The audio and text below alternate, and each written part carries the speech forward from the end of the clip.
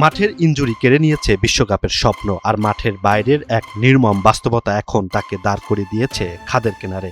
Injury ধাক্কা সামলানোর আগেই ব্রাজিলিয়ান ফরোয়ার্ড রাফিনহাকে গ্রাস করেছে এক অবিশ্বাস্য আর্থিক কেলেঙ্কারি।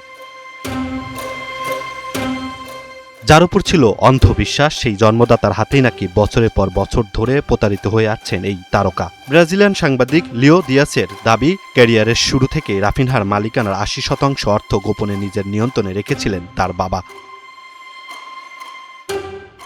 ফলে বিভিন্ন ক্লাব ও বিজ্ঞাপন থেকে আসা বিপুল আয়ের সিংহভাগই চলে যেত বাবার পকেটে। অথচ সেই রাফিনহা নিজেই জানতেন না এই অন্ধকার অধ্যায়ের কথা।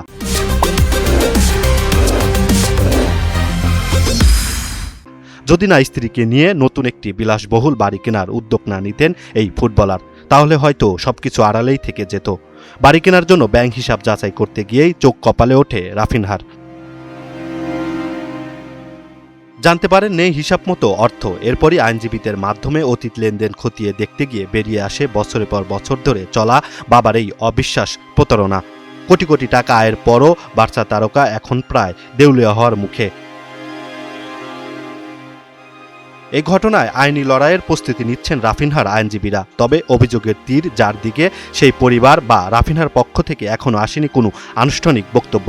ইনজুরি ক্ষত কাটিয়ে ওঠার আগেই জীবনের সবচেয়ে বড় সংকট কিভাবে এড়াবেন এই ব্রাজিলিয়ান, এখন সেটাই দেখার বিষয়।